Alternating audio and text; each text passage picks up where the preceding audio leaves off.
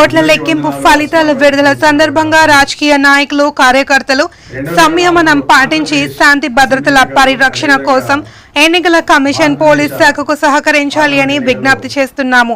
ప్రజాస్వామ్యంలో ప్రజల తీర్పే అంతిమ తీర్పు కావున ఎన్నికల ఫలితాలు ఎలా ఉన్నా ప్రజా తీర్పును అందరూ గౌరవించాలి. గెలుపోటములు ఎన్నికల్లో సహజం కావున గెలిచిన వారు ఓడిపోయిన వారు రాబోయే రోజులలో ప్రజా సంక్షేమం కోసం పాటుపడేందుకు ప్రతిజ్ఞ చేయాలి అని మనవి. గొడవలను గమనించిన హింసాత్మక సంఘటనలు జరిగే అవకాశం ఉన్నట్లు సమాచారం ఉన్నా ప్రజలు రాజకీయ పార్టీల వారు పోలీసులకు సమాచారం ఇచ్చి శాంతి భద్రతల పరిరక్షణ కోసం పౌరులుగా తమ బాధ్యత నిర్వర్తించాలి అని మనవి.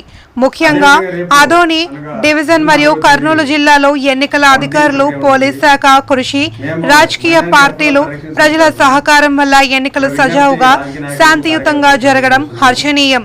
ఇదే స్ఫూర్తితో ఓట్ల లెక్కింపు ప్రక్రియ కూడా శాంతియుతంగా దిగ్విజయం చేసుకుందామని పిలుపునిస్తున్నాము.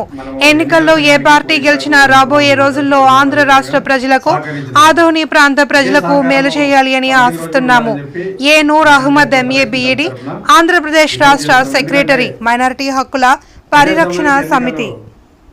గుండెకాయ వంటివి ఎన్నికలు నిష్పక్షపాతంగా పారదర్శకంగా అదేవిధంగా శాంతియుతంగా జరిగినప్పుడే మనకు నచ్చిన నాయకుడిని ఎన్నుకునే అవకాశం ఉంది. మరి ఈరోజు ఎంతో శాంతియుతంగా జరిగిన ఈ ఎన్నికల్లో ఎంతో అద్భుతంగా మనము మన ఓటు హక్కు వినియోగించుకున్నాము.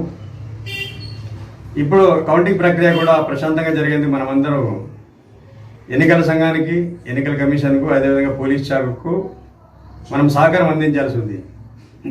దీనికోసం మనం ఏం చేయాలంటే అనవసరంగా ఇప్పుడు రోడ్లపై గుంపులుగా నిలబడడం కానీ, హోటళ్లలో షాప్స్లో గుంపులు కూర్చోవడం కానీ, అనవసరంగా రాజకీయాలు చర్చ చేయడం కానీ దయచేసి ఒక 2 రోజులు మానేయాలని చెప్పి విజ్ఞప్తి చేస్తున్నాము.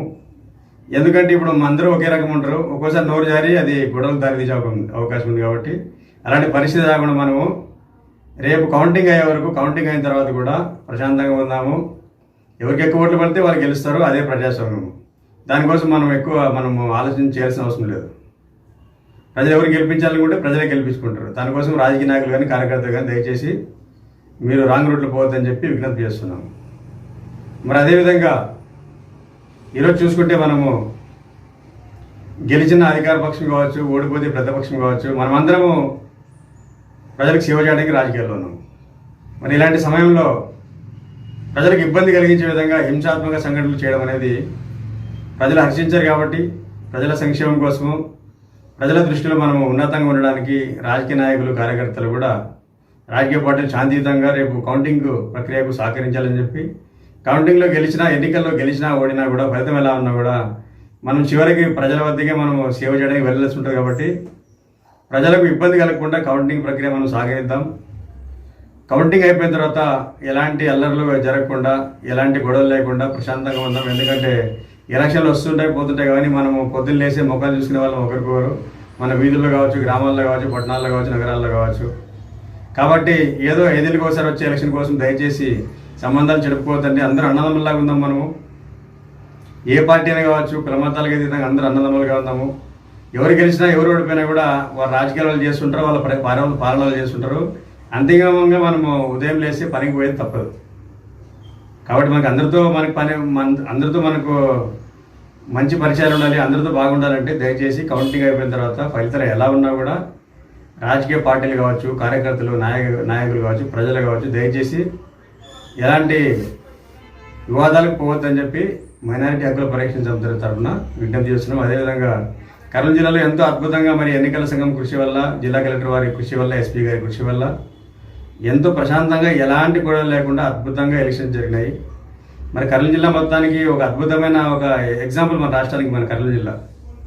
మరి ఇంత కష్టపడిన అధికారులకు మనము ఇంకొక రోజు సహకరించి కౌంటింగ్ను మనం విజయవంతంగా ప్రశాంతంగా జరిగే విధంగా చేసి ఫలితం ఎలా ఉన్నా కూడా మనం అన్నదమ్ములా కలిసి ఉందాము.